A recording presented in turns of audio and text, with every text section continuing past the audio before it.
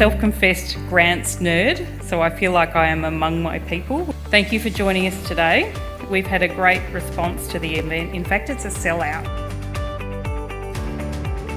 Pork barrelling is something we've actually spent the last few months at Grattan thinking about. We haven't said anything publicly yet, so I was quite delighted that the first foray into speaking about this would be in a room full of grant nerds.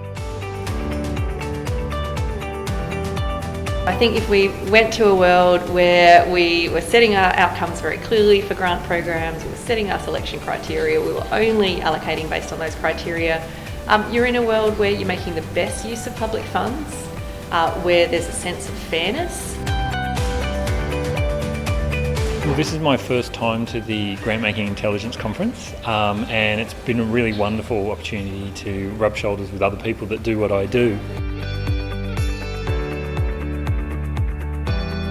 Just a tremendous opportunity to be in a surrounded by by my people, I suppose, and just talk about our shared experiences that we don't usually get a chance to share. Some of our challenges and also problem solving together. It's really fantastic to be part of this. It is one of a kind, this conference, because it's very rarely you get government, philanthropic, councils, you've probably got corporates in this room as well, all together talking about what makes good grant making and having that lens of we're trying to do social good across, regardless of where our money comes from.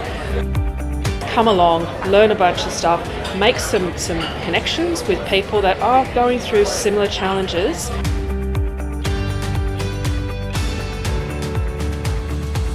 What makes a good grant maker?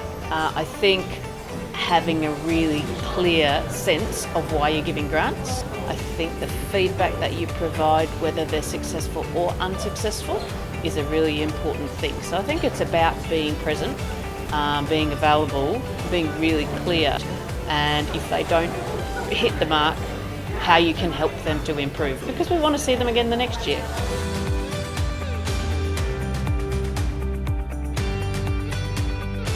CEO manager burnout from grant work is a big burden. How do we make it easy on them by giving them some feedback that is a little bit more authentic than we were oversubscribed? How can we close that loop in a more timely fashion, keep them up to date with any changes in the grant dates and the procedure? Because otherwise we're just left lingering, and it's really hard for grantees to know where they stand.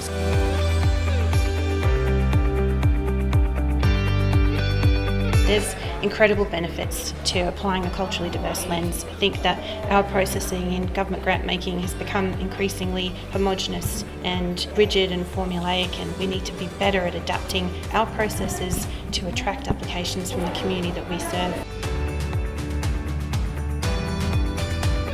And when you come to the conference and you hear people are doing the work that is magnificent, no one leaves here without a nugget. They've got something to go home and have a go at. Listening was a big theme. So it was about listening to your communities, thinking about whether you can change your programs to suit them. And I think grant makers are pretty good at that, A lot of our grant makers are in touch with their communities. They actually have relationships with the people that they fund and their grantees. And so the listening is really important.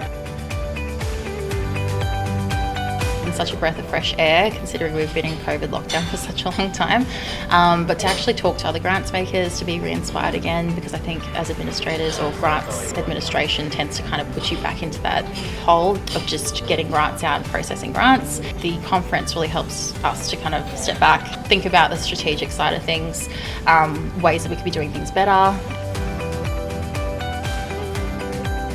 Grants are awesome.